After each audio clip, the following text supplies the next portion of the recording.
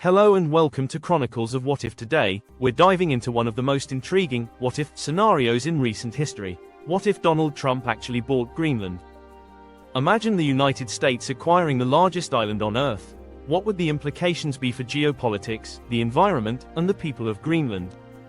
Stick around as we explore this fascinating alternate reality. 1. The immediate aftermath of the purchase. In this scenario, let's assume Denmark agrees to sell Greenland to the United States, perhaps for a staggering amount of money, or as part of a strategic agreement. Greenland, with its vast ice-covered expanse and small population, suddenly becomes U.S. territory. Greenland's citizens, the approximately 56,000 residents of Greenland, would now become U.S. citizens. This raises questions about the political representation. Would Greenland become a U.S. state, a territory, or something in between? How would the Inuit culture and their self-governance be preserved under U.S. administration? Danish reaction. Denmark, which subsidizes Greenland significantly, might see this as an economic relief but could also face backlash from its citizens for selling a part of their sovereignty. Trump's vision. True to Trump's style, he might brand the acquisition as one of the greatest real estate deals in history, highlighting Greenland's untapped resources and strategic importance. International reaction. Other countries might view the acquisition as a dangerous precedent. For example, nations like Russia or China could feel justified in making territorial claims, citing the Greenland deal as an example of land being commodified. Legal framework. Integrating Greenland into U.S. law would require complex adjustments. For example, would Greenland's existing policies on hunting and fishing align with U.S. federal regulations? This legal alignment could take years to implement fully. 2. Strategic and geopolitical implications. Arctic domination. The U.S. would gain a massive strategic advantage in the Arctic. Greenland's location provides a gateway to the Arctic Ocean, an area increasingly valuable due to melting ice caps opening up new shipping lanes.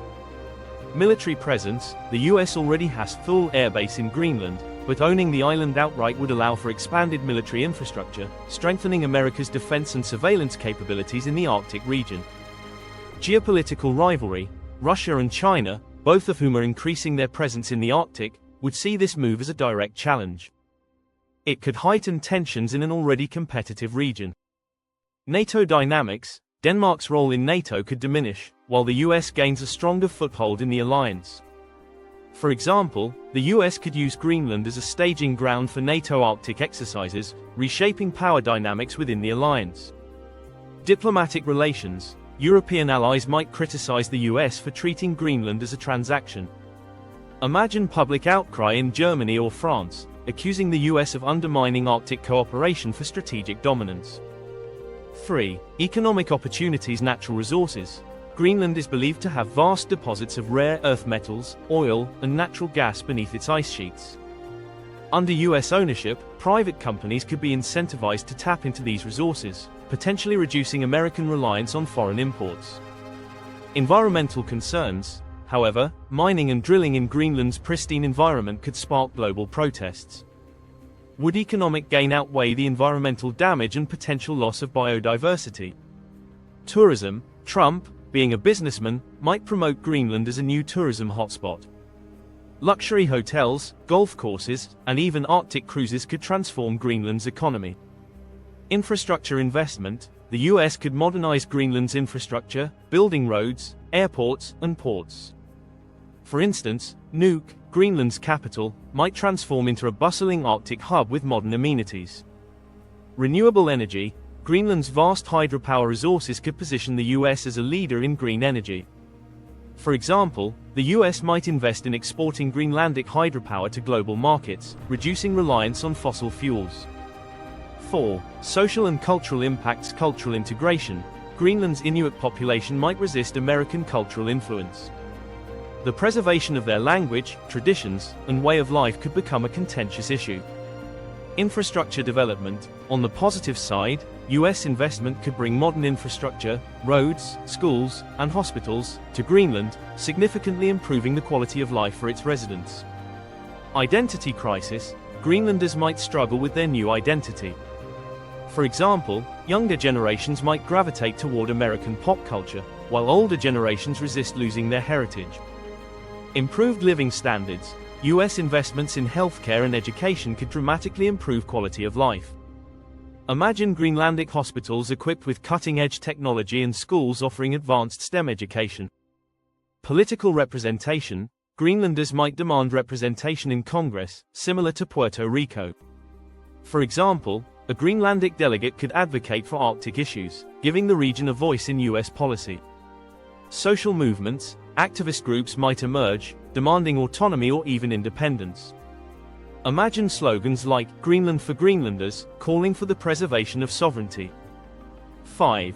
Environmental ramifications. Accelerated climate change. Increased mining and drilling could disrupt Greenland's fragile ecosystems. For example, melting glaciers might accelerate, contributing to rising sea levels worldwide. Global activism.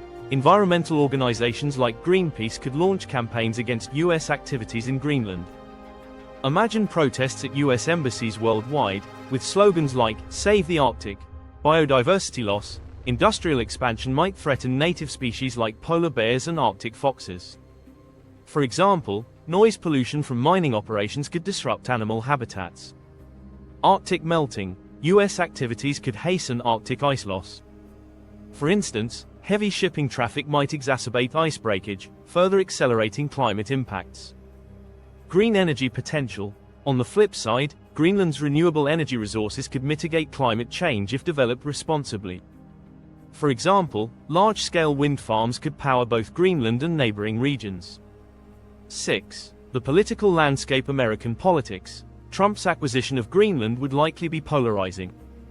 Supporters might praise him for his bold vision, while critics would question the ethics and practicality of the deal. Global diplomacy. The purchase could strain US relations with allies who view it as a reckless power grab. However, it might also position the US as a dominant Arctic player, reshaping global geopolitics. Precedent for future deals. Would this inspire other nations to consider buying or selling territories?